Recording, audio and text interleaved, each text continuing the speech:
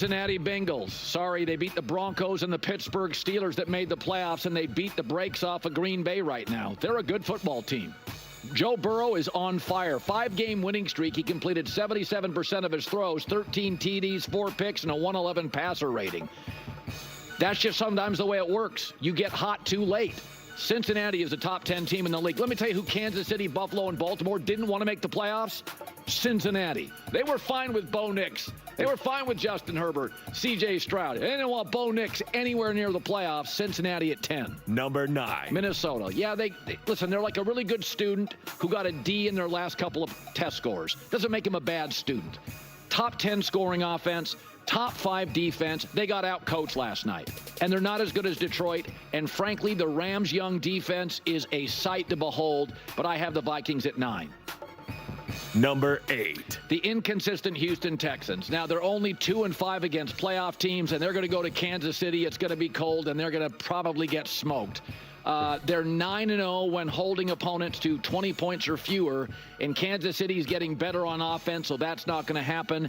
I think they're still a year away. I think Denver's a year away. I think Green Bay's a year away. I do think C.J. Stroud's a different quarterback on the road than at home. We told you that going into the Chargers game. C.J. Stroud, cold weather on the road. Their season will end. Number 7. Commanders. No punts or turnovers against the Bucs. I don't know if I like the team or I'm in love with Jaden Daniels. I mean, the kid's just, honest to God, there's about 60% Mahomes, 60% Lamar Jackson. It's the best rookie I've ever seen next to Andrew Luck. 6-game winning streak. Each of their last 5 games have been decided on the last play from scrimmage. You can't do that forever. That's just too emotional, too wild. I think they'll lose, but they deserve a ton of respect. How would you like to be Washington for the next 10 years with Jaden Daniels and cap space? Sign me up now. Number 6.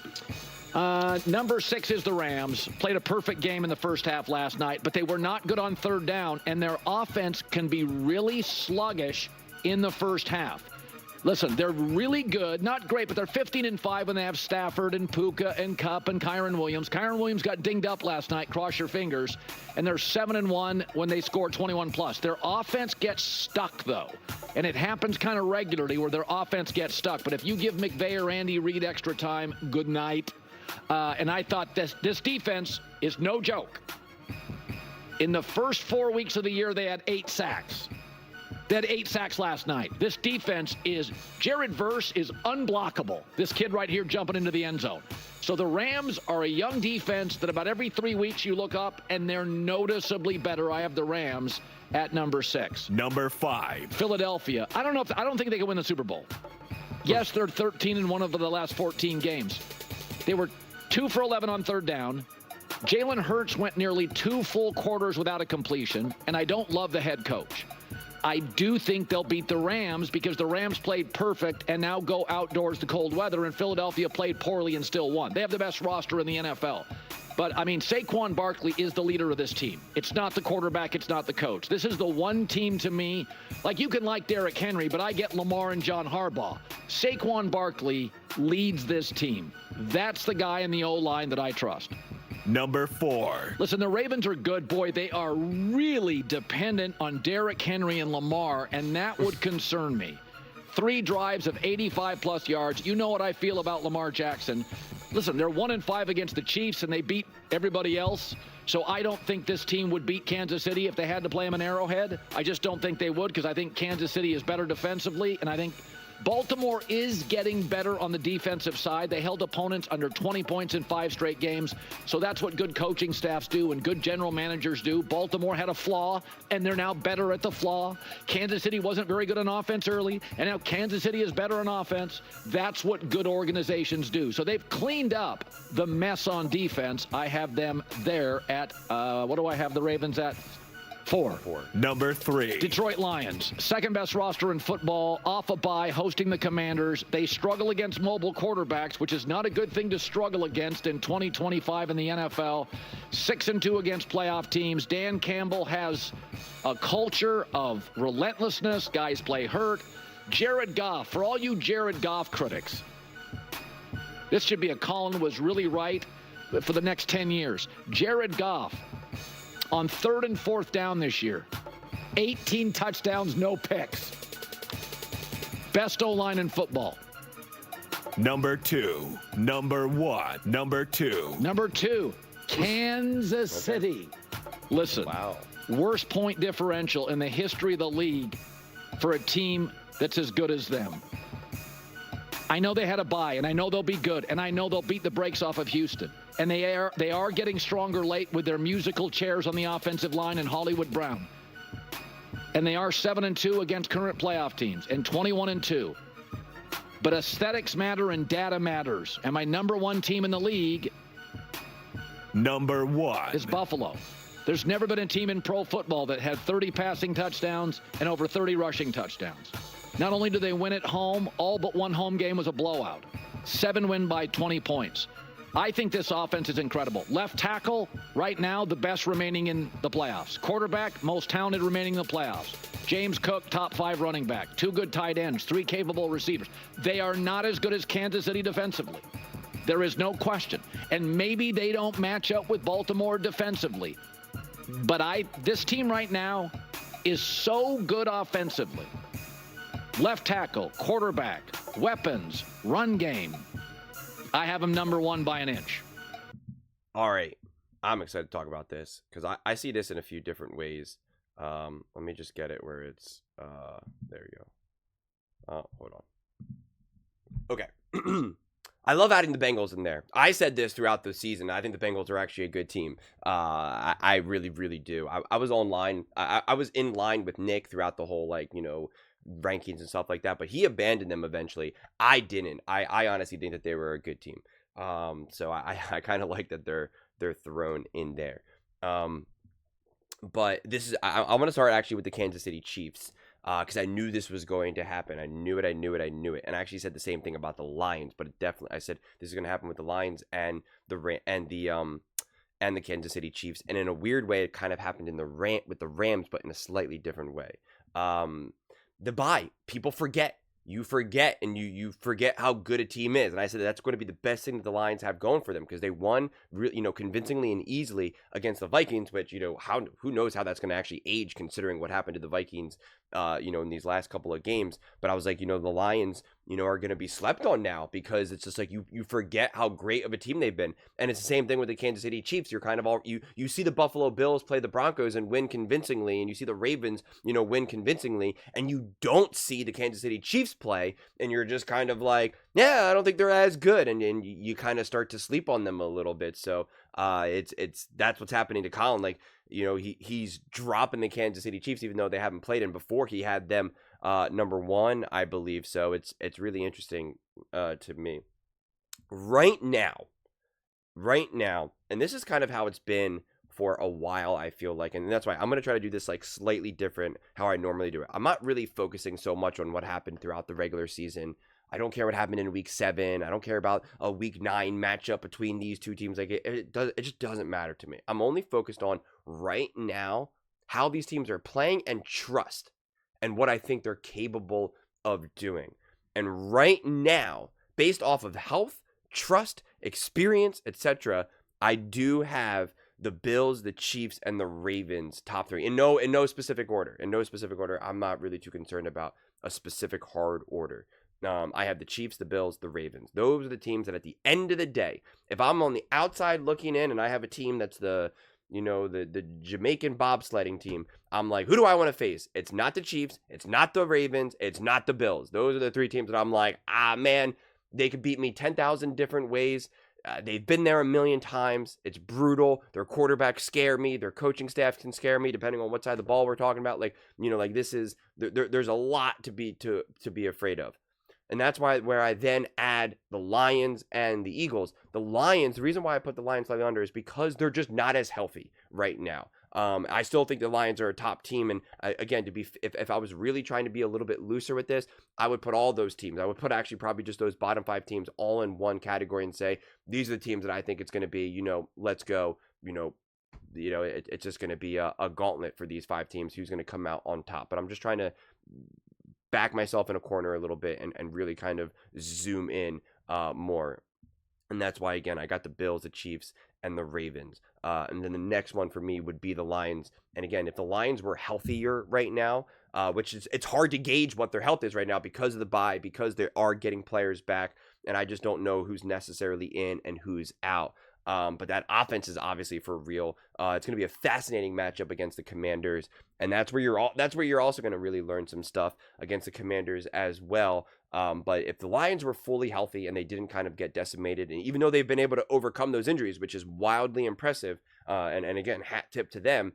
They deserve all the credit. If they were still fully healthy or healthier, then I would also put them in that same category. You would maybe slightly give the edge to some of these other teams only because they have experience, but at the same time, the Lions went to the NFC Championship game, so I don't know if that matters as much anymore. But the coaching staff, the players, the roster for the Lions, I think is also box office, but I just give the slight edge mainly because of, all the reasons that I've already said. And then the Eagles, again, I dropped the Eagles back, not because it's a lack of belief in them, or I don't think, I disagree with Colin. It's not that I don't think that they can win a Super Bowl. I think they can win a Super Bowl.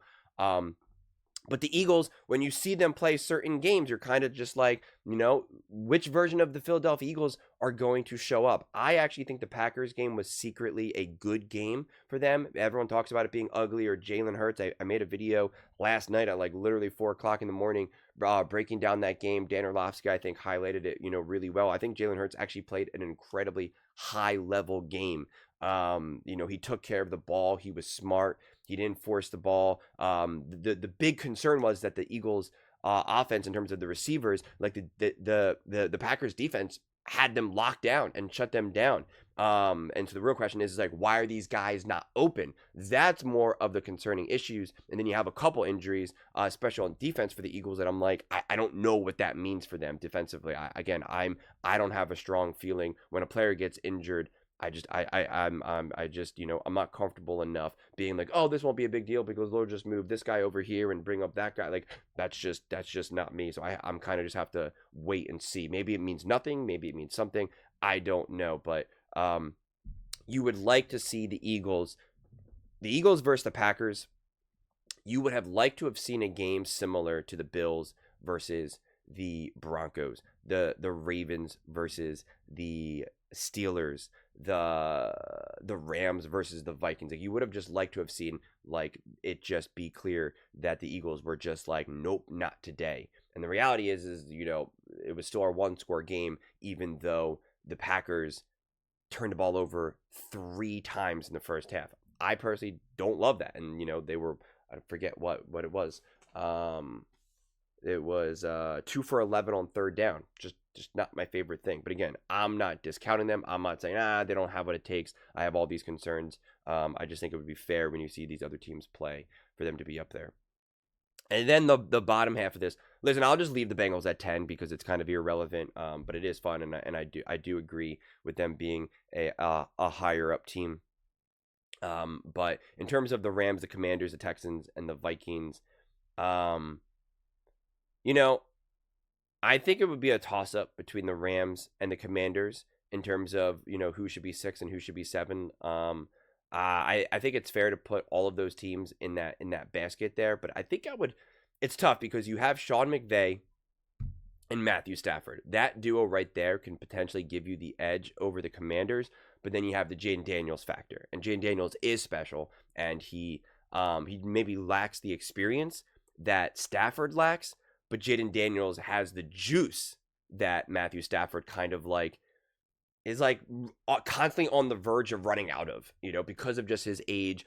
How resilient is Matthew Stafford on the road in a cold game? Like, I'm fascinated to see, Stafford on the road against Philly. Like, it's going to tell me a lot about how much juice Matthew Stafford has left in him. I could see him either ball or just be like, man, he looked old. And I could literally see Colin come out on Monday or whatever and just be like, Stafford looked old and slow in that game. Like, that's what happens to these older quarterbacks. Once they hit 35, it's just, their legs start to go out for them, and in the cold games they can't get loose. Like, I could 100% see Colin just go on a whole long rant about that. And so, I'm kind of a wait and see in that regard as well. And I think Jaden Daniels at this point has proven just to be incredibly resilient. And, if a game gets ugly, a cold weather game, and maybe though it's snowing, the rain, or it's just so freezing that it's just, people's hands are just like ice, like Jaden Daniels adds a whole nother dimension of his game that I think just gives you so much extra resilience.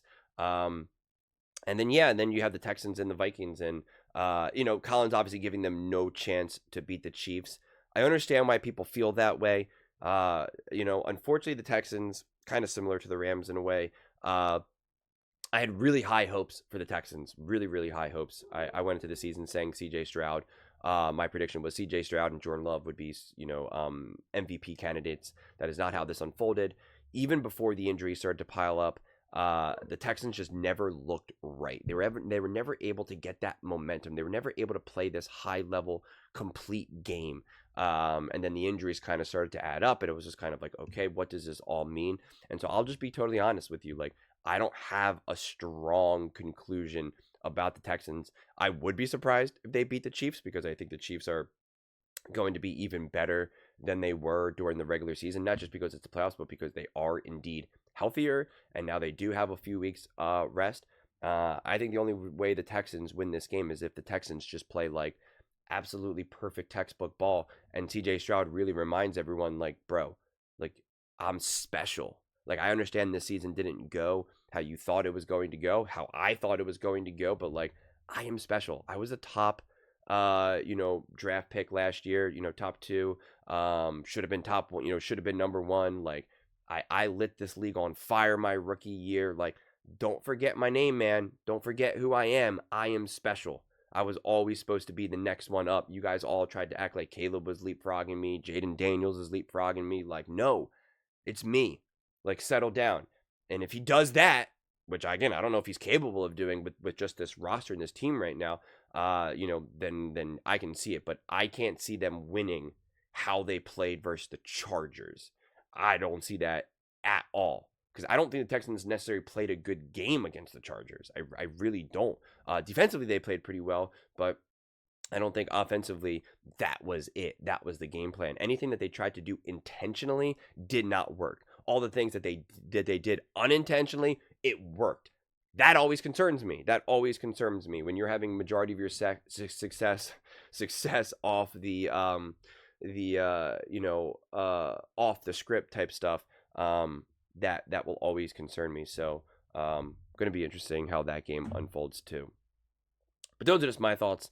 I'd absolutely love to hear yours. What do you guys all think about Colin's herd hierarchy? Anyone that you would remove or switch up.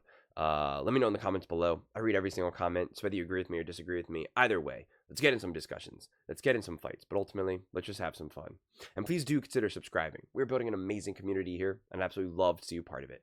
I want to build something that we all genuinely feel connected to, something that we're really excited to be part of. I think we're on our way to doing it. Please don't forget to give this video a thumbs up, as it really does help with the visibility and the algorithm. Thank you so much. See you next time.